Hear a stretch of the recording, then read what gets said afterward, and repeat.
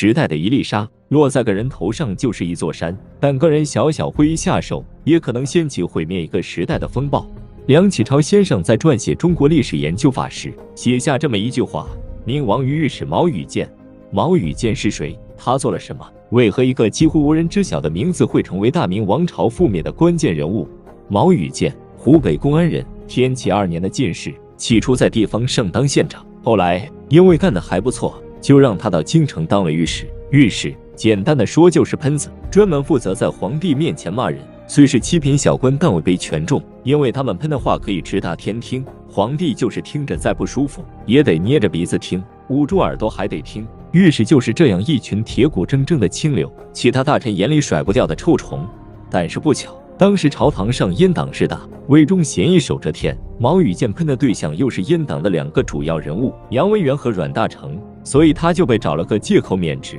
发回老家，永不叙用。永不叙用听上去是个很严重的事，相当于有犯罪记录，这辈子不能当公务员。但明代的永不叙用效果就和放屁差不多。嘉靖当初给徐阶写了永不叙用，但不影响他后来把徐阶提拔为内阁首辅。要不怎么说人的本质是真香呢？收回毛羽见，崇祯皇帝登基后干掉了魏忠贤，将阉党收拾干净，为显示拨乱反正，体现自己与阉党势不两立的决心。崇祯帝启用了一批因为弹劾阉党遭到贬谪的官员，毛羽见就在其中。毛羽见作为大明帝国臃肿庞大的公务员系统中的一员，不出意外的话，他的人生是不会出什么意外的。如果非要说什么意外，那就是他犯了个男人都会犯的错误——出轨。毛羽见是把原配妻子一家老小留在老家，自己孤身进京做官的。离了家中的悍妻，毛羽见很快找回了失去多年的快乐，还在京城里纳了一房小妾，日子过得好不快活。按说那个时代，男子3妻4妾是正常的，但毛羽见却不敢把这件事告诉妻子，因为妻子善妒。要知道，他虽然是御史，逼急了连皇上都敢喷的人，但在彪悍的妻子面前，他只是个柔弱的男人。不过毛羽见也没有太担心，因为北京到湖北路途遥远，妻子肯定听不到风声。不想有一天，正当他温柔乡里缠绵之时，远在老家的老婆大人竟一下子出现在面前，来了个活脱脱的捉奸在床。心爱的小妾挨了悍妇一顿胖揍不说，堂堂的御史大人也不可避免地跪上了搓板。跪在搓衣板上被迫反省的毛羽见想的不是他该不该纳妾，而是老婆到底怎么发现他纳妾的。毛羽见在心底把喷过的人列了个名单，觉得上面谁都有可能去告密。没办法，御史的职责就是喷人，而作为一个负责任的御史，他实在喷了太多的人。毛羽见紧接着想了第2个问题：老婆究竟是怎么从湖北老家赶过来的？还来得这么快，他一点反应时间都没有。毛御史思前想后，推算出这跟谁告的密没半毛钱关系。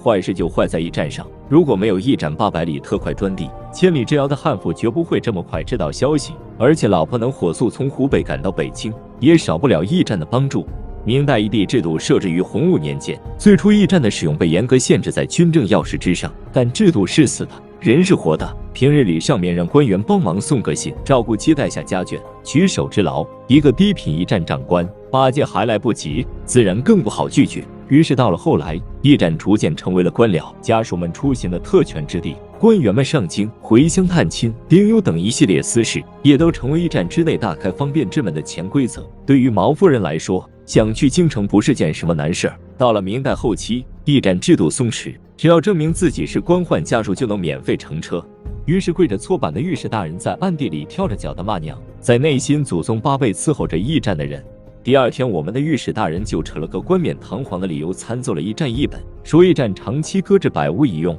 机构庞大，耗费国库银两，如今内忧外患，关内匪情不断，关外满军虎视眈眈，各处都急需军费支援。倘若撤掉驿站，就能无形中省出数百万两白花花的银两。毛羽见不愧是常在皇帝面前混的人，揣摩上一时一绝。果然，穷得恨不得把龙翼上的黄金都敲掉卖了的崇祯皇帝，听到能省几百万银子，瞬间就动了心。一旁的刑部大员刘茂是毛羽见的铁杆老乡，他很赞同老乡的观点，于是趁热打铁上书建议撤掉驿站，这样就能抽出经费大力抗击关外的满军。此举可谓正中下怀，崇祯立刻同意了，于是一声令下裁撤掉了全国驿站，全国10万一族立刻原地失业。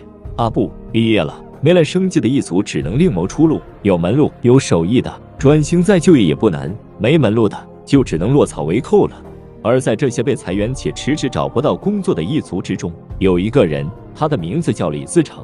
1644年3月19日拂晓，紫禁城后万岁山上，明朝最后一个皇帝崇祯在歪脖树上用3尺白绫打了个结，回首俯视紫禁城外，狼烟四起，喊杀声震天，上吊死前于蓝色袍服上大书，痛斥群臣误我。崇祯皇帝含恨离去的时候，一定不止一次地问候了闯王李自成的老娘。而率领起义军打入北京城的李自成，面对崇祯皇帝挂在歪脖子树上的尸体，说不定会回想起1629年他因为皇帝的懿旨诏书而下岗失业的那天。